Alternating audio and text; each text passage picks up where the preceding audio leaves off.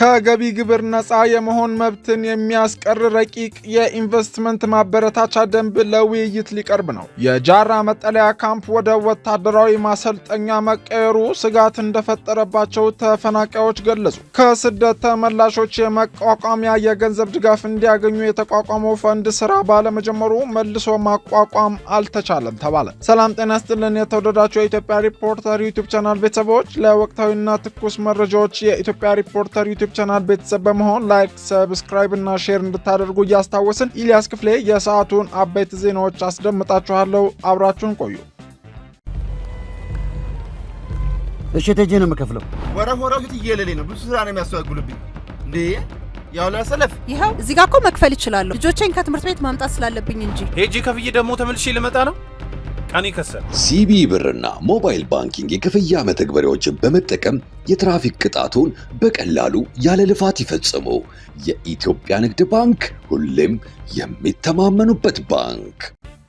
ከገቢ ግብር ነፃ የመሆን መብትን የሚያስቀር ረቂቅ የኢንቨስትመንት ማበረታቻ ደንብ ለውይይት ሊቀርብ ነው። በስራ ላይ ያለውን የኢንቨስትመንት ማበረታቻ ደንብ የሚተካና በዚህ ደንብ እስከ 6 ዓመታት ከገቢ ግብር ነፃ የመሆን መብት የሚያስገኘውን ድንጋጌ ሙሉ በሙሉ የሚያስቀር ረቂቅ ደንብ ላይ ውይይት ለማድረግ ገንዘብ ሚኒስቴር ለባለድርሻ አካላት ጥሪ አቅርቧል።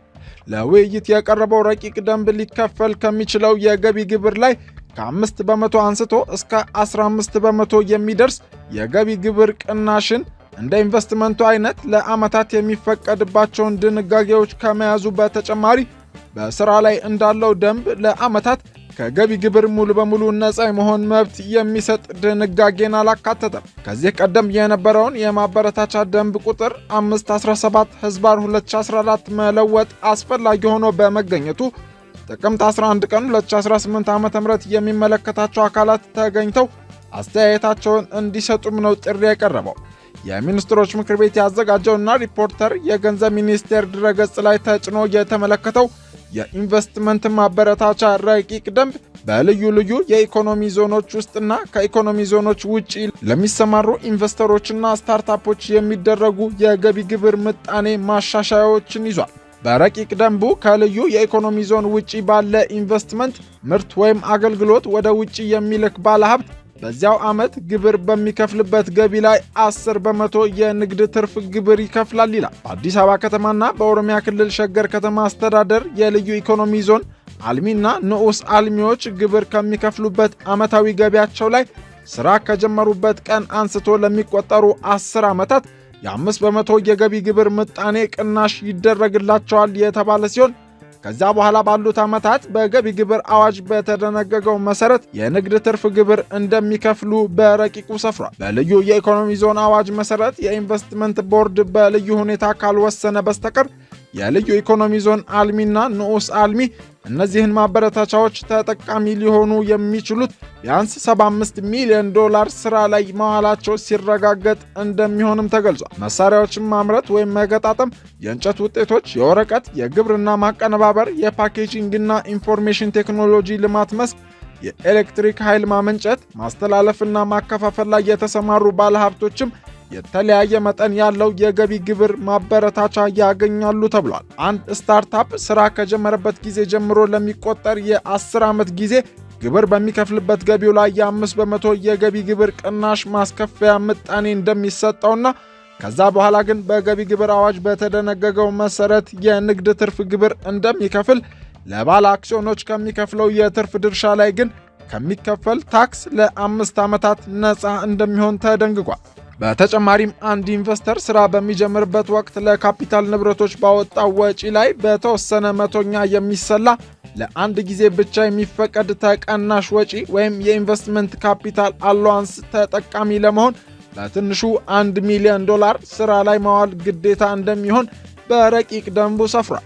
ማንኛውም ባለሀብት በንግድ ስራው ገቢ ውስጥ የተካተተውን ገቢ ለማግኘት በአንድ የግብር ዓመት ውስጥ ከንግድ ስራ እንቅስቃሴ ጋር በተያያዘ ለሳይንሳዊ ምርምር የሚያወጣው ወጪ ተቀናሽ እንደሚደረግም በረቂቅ ደንቡ ላይ ተመላክቷል። አቢሲኒያ ባንክ ባለ 2 መኝታ አፓርትመንት እየሸለመ ነው። ይህን ከሰማው ጊዜ ጀምሮ ክፍያዎቼን ሁሉ በአቢሲኒያ ባንክ በማድረግ የዕጣ ቁጥሮች እየሰበሰብኩ ነው። በአቢሲኒያ መክፈል ሌላው አስደሳች ነገር ክፍያዎች ሳይዘገይ መፈጸማቸው ተገቢ ዓይን ገባ አልገባ ከሚሉ ዝግብ ያድናል።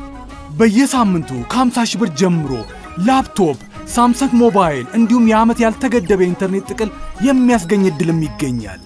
እስከ መስከረም 27 በሚቆየው ዕድል ይህ ውብ መኖሪያ ቤት የእናንተ ይሁን። እናንተም ፍጠኑ። ባልታሰበ ሲሳይ ለመንበሽበሽ ምርጡ ጊዜ አሁን ነው። አቢሲኒያ የሁሉም ምርጫ። ከስደት ተመላሾች የመቋቋሚያ የገንዘብ ድጋፍ እንዲያገኙ የተዘጋጀው ፈንድ ስራ ባለመጀመሩ መልሶ ማቋቋም እንዳልተቻለ ተገለጸ። የዓለም የፍልሰተኞች ድርጅት IOM በሚቀጥሉት 5 ዓመታት በኢትዮጵያ ለስደትና መፈናቀል ምክንያት የሆኑ ችግሮችን መቅረፍ የሚያስችል የ5 ዓመታት ስትራቴጂያዊ ዕቅድ ሐሙስ ጥቅምት 6 ቀን 2018 ዓ.ም ይፋ አድርጓል። በፍትህ ሚኒስቴር የብሔራዊ የትብብር ጥምረት ሴክሬታሪያት ኃላፊ አቶ አብርሃም አያሌው በመርሃ ግብሩ ላይ እንደተናገሩት ከስደት ተመላሾችን መልሶ ለማቋቋም ታስቦ የተዘጋጀው ፈንድ ወደ ሥራ ባለመግባቱ ተመላሾችን የማቋቋም ሥራ እየተከናወነ አይደለም። በሰው መነገድና በሕገወጥ መንገድ ለሥራ ወደ ውጭ አገሮች መላክን ለመከልከል በወጣው አዋጅ መሠረት እንዲቋቋም የተደረገው ፈንድ አዋጁን ለማስፈጸም የሚያስችል ደንብ በሚኒስትሮች ምክር ቤት ባለመጽደቁ ፈንዱን ወደ ሥራ ማስገባት እንዳልተቻለ ነው የተገለጸው። በየዓመቱ በመቶ ሺህ የሚቆጠሩ ዜጎች እንዲመለሱና የማቋቋም ሥራው ከፍተኛ ሀብት የሚፈልግ መሆኑን ገልጸው ፈንዱ ተግባራዊ መሆን ቢጀምር ከዓለም አቀፍ ተቋማት ከእርዳታ ድርጅቶችና ከቅጣት የሚገኘውን ገንዘብ ወደ ፈንዱ እንዲገባ በማድረግ ለተመላሾቹ ለማድረስ ይቻል ነበር ሲሉ ተናግረዋል። ሕገወጥ የሰዎች አዘዋዋሪዎች የሚያንቀሳቅሱትን ገንዘብ በመከተልና እርምጃ በመውሰድ ረገድ በቂ ውጤት ማስመዝገብ ያልተቻለበት ምክንያት ምንድን ነው በማለት ሪፖርተር ላቀረበላቸው ጥያቄ በሰጡት ምላሽም በጉዳዩ ላይ ከባንኮች ጋር ውይይት እንደሚደረግና ነገር ግን በአብዛኛው የገንዘብ ልውውጡ የሚደረገው በጥሬ ገንዘብ በመሆኑ ለመከታተል አዳጋች ነው ብለዋል። አክለውም በተለመደው የምርመራና የክርክር ስርዓት የሚያተኩረው የቅጣት ስርዓት ሰዎቹ ከተገኙ እነሱን በገንዘብና በእስራት መቅጣት እንጂ በሕገወጥ መንገድ ያካበቱትን ሀብት በመከታተል ማድረቅ ላይ ትኩረት እንደማያደርግ ተናግረዋል። በመንግስት በኩል የሚወሰዱ አንዳንድ እርምጃዎች ከወንጀሉ ውስብስብነት በመነሳት መግለጹ አስፈላጊ እንዳልሆነ አስረድተው አቶ አብርሃም ኢትዮጵያ በየዓመቱ በምታወጣው የአደጋ ተጋላጭነት ሪፖርት ከፍተኛ ስጋት ናቸው ተብለው ከተለዩ 5 የወንጀል አይነቶች አንደኛው በሰው የመነገድና ሰውን በሕገወጥ መንገድ የማሻገር ወንጀል ነው ብለዋል።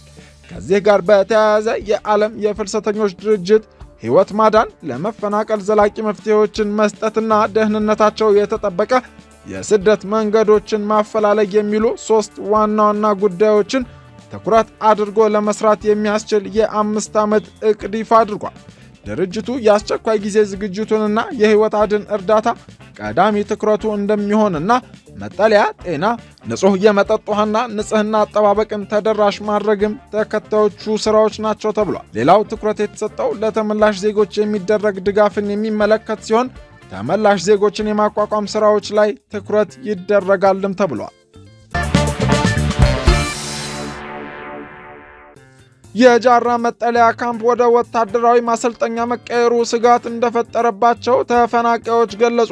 በአማራ ክልል ሰሜን ወሎ ዞን ሀብሩ ወረዳ የሚገኘው ጃራ የተፈናቃዮች መጠለያ ካምፕ ወደ ወታደራዊ ማሰልጠኛ መቀየሩ ትልቅ ስጋት እንደፈጠረባቸው በመጠለያ ካምፑ የሚገኙ ተፈናቃዮች ተናገሩ። ከኦሮሚያ ክልል ምስራቅና ምዕራብ ወለጋ፣ ከሆሮ ጉዱሩና ከቄለም ወለጋ ዞኖች እንዲሁም ከቤንሻንጉል ጉሙዝ ክልል ተፈናቅለው የአማራና የአፋር ክልሎች አዋሳኝ አካባቢ ሀብሩ ወረዳ ጃራ መጠለያ ካምፕ ላለፉት 3 ዓመታት መቆየታቸውንም ተፈናቃዮቹ ለሪፖርተር ተናግረዋል። ላለፉት 3 ዓመታት አስከፊ የሚባል ቆይታ እንዳሳለፉ የተናገሩት ተፈናቃዮቹ ከሚያዝያ 2017 ዓ.ም ጀምሮ መጠለያ ካምፑ የወታደራዊ ማሰልጠኛ በመሆኑ ትልቅ ስጋት ፈጥሮብናል ብለዋል። መጠለያው ከተፈናቃዮች መጠለያነት ወደ ወታደራዊ ማሰልጠኛነት ተቀይሯል ሲሉ ስማቸው እንዳይጠቀስ የጠየቁ ተፈናቃይ ገልጸው ከተጠቀሰው ጊዜ ጀምሮ ሰልጣኞች ስልጠና ሲወስዱበት ነበር ብለዋል። ስልጠናው ሲያልቅ የሰሜን ወሎ ዞን ሚሊሻዎች በግቢው መቆየታቸውንም ጠቁሟል። ወታደራዊ ሰልጣኞችና ተፈናቃዮች በአንድ ግቢ ውስጥ ሸራ ወጥረን እየኖርን ነው ያሉት ቅሬታ አቅራቢው የሚጠቀሙበት ውሃና መጸዳጃ ቤት ጭምር የጋራ መሆኑ ትልቅ ስጋት እንደደቀነባቸው ተናግረዋል። ከወታደራዊ ሰልጣኞች ጋር መኖር ችግር ሊያስከትል እንደሚችል ስጋታቸውን የተናገሩት አስተያየት ሰጪ የሆኑት ተፈናቃዮች መስከረም 6 ቀን 2018 ዓ.ም በካምፑ ወታደራዊ ስልጠና ሲወስዱ በነበሩ ሚሊሻዎችና በታጣቂዎች መካከል ተከፍቶ በነበረ ተፈናቃዮች ላይ ከፍተኛ ስጋት ፈጥሮ እንደነበር ተናግሯል። በአሁኑ ወቅት በመጠለያቸው ዙሪያ ምሽግ ተቆፍሮ እንደሚገኝ ያስረዱት አስተያየት ሰጪው ሁኔታው ትልቅ ስጋት እንደሆነባቸው ሳይገልጹ አላለፉም።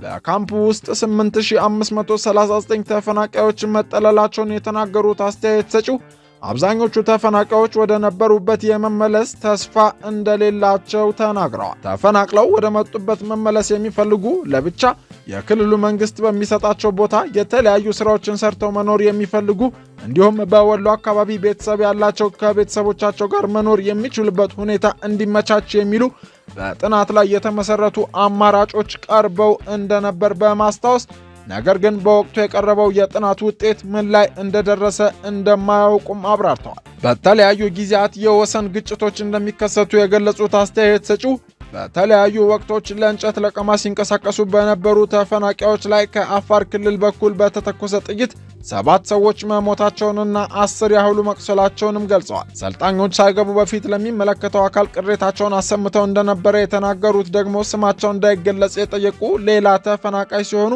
የሚሰጠው ወታደራዊ ስልጠና የሚቀጥል ከሆነ የመጠለያ ካምፑ ዙሪያ ምሽግ በመሆኑ ለበለጠ አደጋ ሊጋለጡ እንደሚችሉ ስጋታቸውን ገልጸዋል። ሰልጣኞቹ ምናልባትም ተፈናቃዮችን ይጠብቃሉ ተብሎ ከተገመተ እንኳን ቢያንስ 5 ኪሎ ሜትር የሚባለው ቀርቶ 1 ኪሎ ሜትር ከካምፑ ርቀው ይቀመጡ ሲሉም ነው ጥሪ ያቀረቡት። ሌሎች ማህበራዊ ችግሮች እንዳሉባቸው የተናገሩት ቅሬታ አቅራቢዎቹ ከቅድመ መደበኛ ከተፈናቃዮች ለተነሱ የተለያዩ ቅሬታዎች ምላሽ የሰጡት የሰሜን ወሎ ዞን ምክትል አስተዳዳሪ አቶ ታምራት ንጋቱ የተፈናቃዮች መጠለያ ወታደራዊ ማሰልጠኛ ሆኗል የተባለው ከእውነት የራቀ ነው ብለዋል። አካባቢው የአፋርና የአማራ ክልሎች አዋሳኝ መሆኑ የአካባቢው ሚሊሻዎች ስልጠና ተሰጥቷቸው ተፈናቃዮችንና አካባቢውን እንደሚጠብቁ በመግለጽ ቅሬታው ፍጹም ስህተት መሆኑንና የአጭር ጊዜ ስልጠና የሚወስዱ ሰልጣኞች እንደነበሩ ነገር ግን ስልጠናቸውን አጠናቀው ወደ መጡበት እንደተመለሱም ተናግረዋል። ተፈናቃዮቹን የአገር መከላከያ ሰራዊት በቅርብ ርቀት ሆኖ እየጠበቃቸው ነው ያሉት ምክትል አስተዳዳሪው እስካሁን ያጋጠመ ችግር የለምም ብለዋል። ውድ የኢትዮጵያ ሪፖርተር ዩቲዩብ ቻናል ተከታታዮች ለሰዓቱ ያዘጋጀናቸው ወቅታዊ መረጃዎች ያደመጣችኋቸውን ይመስላሉ። ለትኩስና ፈጣን መረጃዎች የኢትዮጵያ ሪፖርተር ዩቲዩብ ቻናል ቤተሰብ በመሆን ላይክ፣ ሰብስክራይብ እና ሼር እንድታደርጉ እያስታወስን የሰዓቱን ዜና በዚህ ቋጨን። መልካም ጊዜ